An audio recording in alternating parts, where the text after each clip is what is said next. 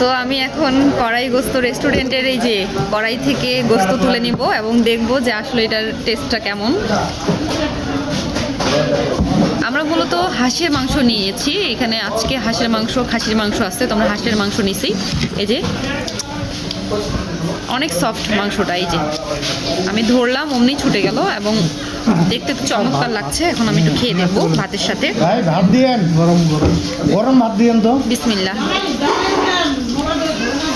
সেই সব